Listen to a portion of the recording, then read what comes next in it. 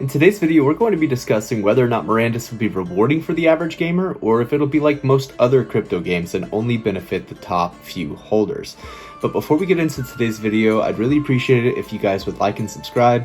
I started this channel a couple weeks ago and I've had a lot of fun making the content for you, so I would really appreciate it if you showed some love, and if you have any ideas for some content, drop it down below and I'll do my best to make a video on it. But without further ado, let's get into the content. Before we can speculate who will make money inside of Mirandus, we really need to understand how money is made inside of Mirandus. And as most of you guys know, MTRM is the premium currency inside of the game. That's the currency that everyone wants, that's the breadwinner. That's what's gonna make you the money. And MTRM is dropped from killing monsters and finding it hidden across the land of Mirandus. As far as we know, those are the only two ways to earn MTRM inside of the game. Now, before the game's released, they're having some stress tests, and if you participate in the stress tests, then you'll get MTRM before the game is actually launched. But inside the world of Mirandus, those are the only two ways to make it. More than likely, after an adventurer finds some MTRM, they'll bring it back into the nearest town and buy some goods with it. Buy armor, weapons, food, sleep, whatever it is, to recharge, and then go back out and explore some more. From there, the shop owner has to pay some money to the person who owns the land that their shop is on. But really, the person or the people who bring MTRM into the economy are going to be the ones that control the economy, because they're the ones that control how much is brought in. If you have all shop owners and all deed owners, then you're completely out of the influx of MTRM into the economy. To be an explorer inside of Mirandus, you first need an exemplar. An exemplar is a character with special abilities.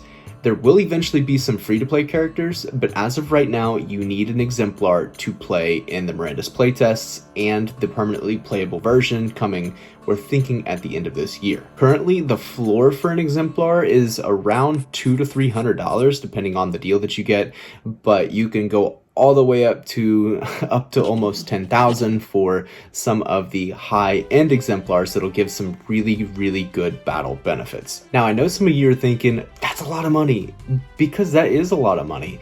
And before we get too much further, this is not financial advice. If you go to your financial advisor and you tell them that you want to spend $10,000 on a picture of an elf, they will laugh in your face. But one of the reasons that I have an elf, I have one of those expensive exemplars, is because I truly believe that Mirandus will be not only a fun game to play, but a very rewarding game to play. I think that the role of the adventurer will be super important inside of Mirandus. Michael McCarthy, the lead developer of the game, has really... So he hasn't come out to say this, but it really seems like he's against passive income inside of the game. So much so that he wants to put timers on the buildings inside of the game, so that if the building owner or someone with permission doesn't come by the building within 2 days, it will disappear, it will deactivate. It'll still go back to your wallet, but that deed spot will open up for someone else to put their building down. This is very different than most other crypto games, because most other crypto games really reward whales. They reward people who hold a lot of items. And not very many people can hold a lot of items, but it seems like in Mirandus, they really want to reward people who are active inside the game and who play the game. McCarthy himself, the lead developer, has said that he only owns one exemplar in the Discord.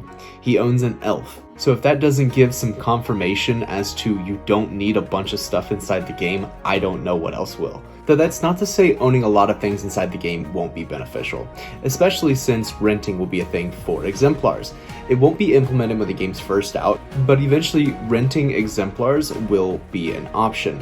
So not only will that help people who don't have the money to buy an exemplar, but that'll also help people who have a ton of exemplars and want to make some money off of owning the exemplars. On top of that, you can be a deed owner, and deed owners pretty much just collect rent. I know that they've talked about not wanting inactive deeds inside the game, but I don't think that there's going to be a 2-day rule for your deed. So I think you'll be able to pretty well just place that down and let the buildings on your deed make you money. Just because there's a 2-day timer on buildings doesn't mean that you should wait 2 days before you go back to your buildings, because a lot of times your stores will need to be stocked. They will need to be restocked, because you don't have a lot of stuff in your stores. Your deed owner is not going to be happy that you don't have anything in your store and that you're not really contributing anything to the town. There will, however, more than likely be a mobile app that'll allow you to rearrange your shop But at the same time, that's not the same thing as restocking. You'll still have to be in-game to do that. Which goes back to the idea of really needing to play the game to earn money inside of the game. Now, I guarantee I'm not covering all of the ways to make money inside of the game, but these are the ways that I've thought to make money inside of the game. And besides Materium, you can level up your exemplars and sell them, because your exemplars will have engraved stats. So just because you have 2 human exemplars of the same type, that doesn't mean that they are equal, because one exemplar could have masteries, or their character level could be a lot higher than the other one.